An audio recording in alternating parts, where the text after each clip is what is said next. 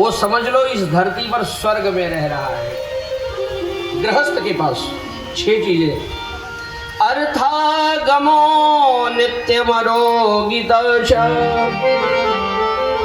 प्रिय च भार्या प्रियवादिनी च वशस्य पुत्रो अर्थकरीश विद्याम खड्जीवलोकस्य सुखानि राजन।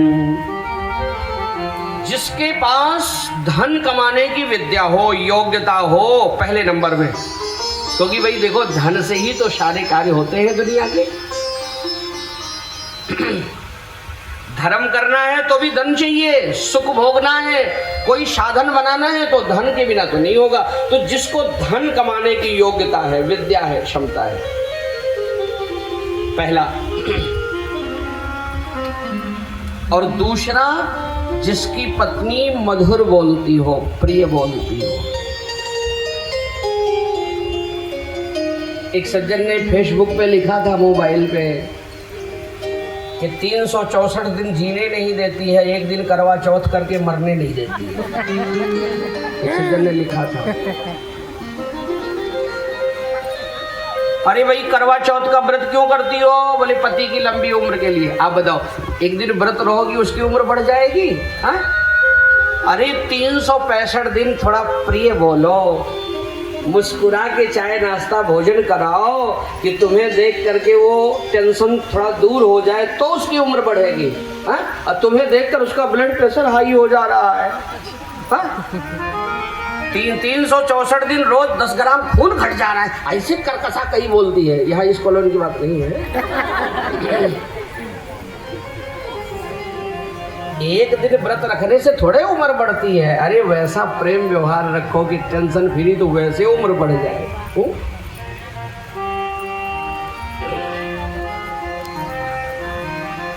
पहला सुख निरोगी काया और दूसरा सुख घर में हो माया। देखो सब सुख केवल धन से नहीं होता है। शरीर निरोगी हो ये भी एक बहुत बड़ा सुख है। कई लोगों के फ्रिज में ना 4 प्रकार की मिठाइयाँ रखी हैं, बेचारे फ्रिज खोल के देख लेते हैं, उसके बाद बंद कर देते हैं। डॉक्टर ने कहा है मीठा ना खाओ, डायबिटीज है, शुगर बढ़ रहा है, डायबिटीज। बेचारे फ्रिज खोलते, मीठा देख लेते, सूंघ लेते, उसके बाद बंद कर देते हैं।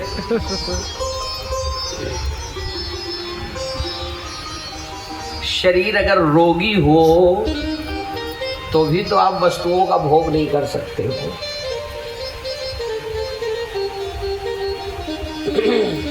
पहला सुख निरोगी काया, दूसरा सुख घर में हो माया, तीसरा सुख सुत आज्ञाकारी, चौथा सुख पतिव्रता हो नारी।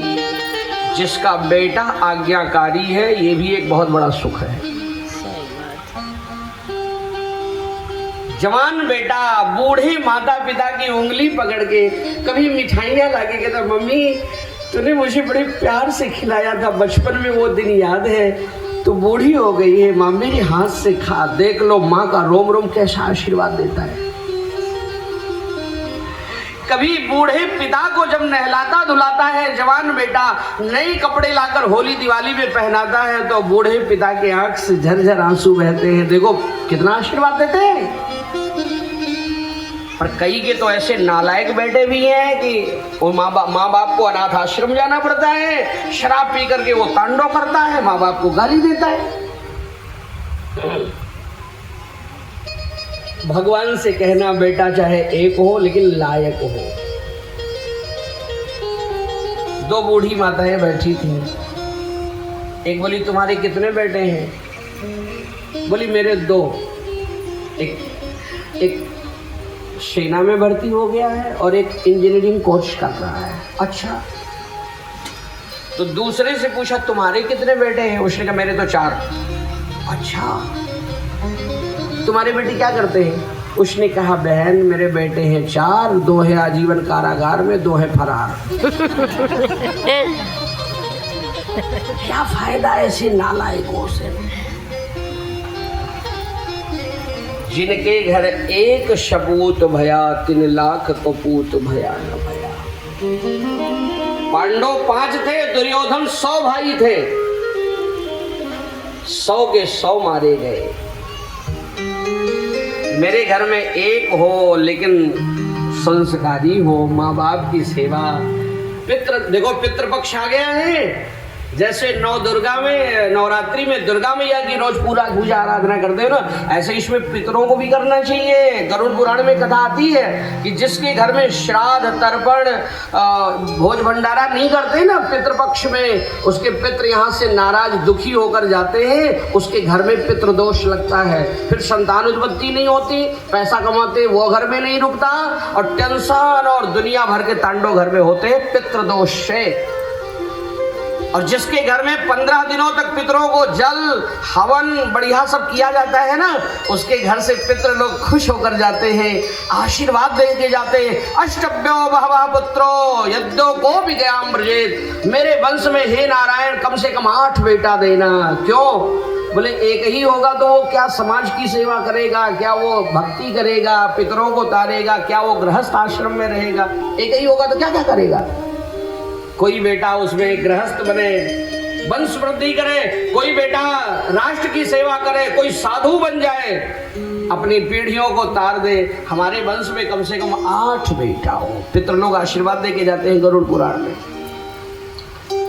कई लोग कहते हैं कि गया में जाके मैंने पिंडदान वगैरह कर दिया है तो आपके करने की क्या आवश्यकता? नहीं, नवरात्रि की तरह ये पितृपक्ष 15 दिन इसलिए होता है कि हमारे अनेक पितृ यहाँ धरती पर आते हैं और वो देखते हैं कि मेरे वंश में लायक नालायक कैसी संतानें हैं, क्या हो रहा है, इसलिए उनकी सेवा करनी चाहिए।